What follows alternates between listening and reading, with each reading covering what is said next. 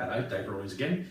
Now, I'm going to look at dual wielding. I know this has been spoken about quite a lot recently. Matt Easton's talked about it, so has Metatron, and this is all down to the really quite abortive scene from Game of Thrones Tower of Joy.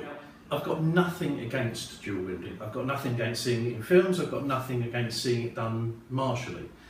What I have issue with is when it's done so poorly. So in Game of Thrones, what we had is somebody using, I'm going to use these clubs because they're nice, light, they don't take up too much room, I can't smash too much hopefully with them, is you have somebody holding swords around about this height and cha-charing. It's lovely. We're doing this. Problem is, it's absolutely useless in a martial context. The strongest part of the weapon, which needs to offer me protection here, is going to be about here, which means that the weakest part here has nothing to stop your blow should it be coming towards me. So in this context, in a defensive context, it's terrible. It's utterly useless. You see the chappie doing it, doesn't work. Awful, awful. The words that spring to mind are bollocks, which obviously I won't respect at this moment. So, dreadful. Anything where we wish to inflict damage on somebody or whether we want to defend ourselves has to be able to offer us some cover. It needs to be able to offer us an ability to strike. So both of these are performed terribly around here. This isn't a good place to protect ourselves. Once you start getting this larger motion and you start bringing the strong part of the blade to cover you, then it becomes slightly better. But this is generally quite twiddly, quite useless. It's pretty, not fantastic. You might use it to clear yourself as you're coming past something here, but you're not going to use it to actually protect yourself in the manner that he was supposedly, dare I say, trying. Okay? The next thing to consider when you're dual wielding is the size of the tools that you're using in either hand and how they interact together. So if you have two items which are the same size, how do they interact? If you have two weapons of differing size, how do they interact? And I'm going to have a look at a few different options as we go through this.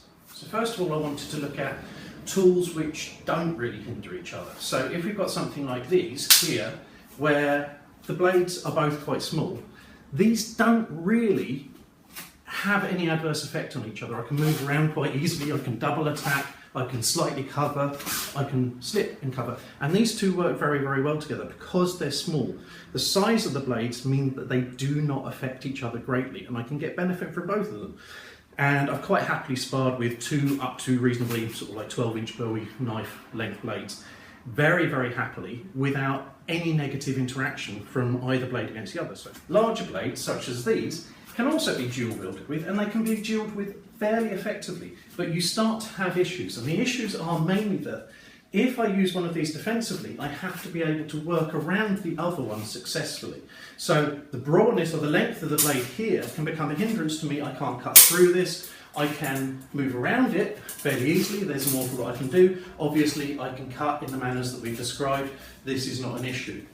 But there is a potential for one interfering with the other, and this is one of the things you need to watch for. You can do an awful lot with them. You can work with them dual together. You can work them around each other. You can defend with one, you can attack with the other. None of these are a problem. But you have to be aware that one can become a hindrance to the other. And that's quite simply how it's put. Everything within that remit is fairly easy. You have to watch out that one can become an impediment to the other. So with rapier and dagger and sword and buckler, a very, very similar principle applies in that the size of the weapon and the size of the companion actually dictates to a degree how you can use it. Now, there are certain principles which also affect dual wielding with a weapon of similar size, so two weapons of the same size here, and that is that using this to keep myself safe can hinder me should someone be able to get to this side. And quite often you'll do this, you'll move around the opponent to their left-hand side or to their offside in order to make sure that their dagger or their buckler is actually a hindrance to the use of their sword arm. And this is much more effective than you think it might be. Now, this applies even more when you're dual wielding because you have to be careful because you can't cross and uncross your own weapons so much. So again, if I have a weapon like this, it's relatively easy for me to slip through to this side to cover. So as I said with the previous tools, the size of what's in this hand can dictate quite strongly the actions of what are in this hand. Now, this being quite small means that I can move around this in various ways without inhibiting the motion of this, so the same point is made. So if I mysteriously teleport and get myself a magic staff like so, then you should be able to see that again, once I have this, I have more of a limit and I have to start fighting around the object rather than in the same manner as I could with a smaller buckler or with a smaller rapier and dagger configuration. If I have something smaller in the offhand, this means that I can really free up the options with the opposing hand and keep them fairly free. And this is really the choice you make when you dual wield. So dual wield, yes. With similar sized weapons, yes. With small weapons, you can see it makes no hindrance. With offset weapons, when they're not working the same configuration, absolutely yes.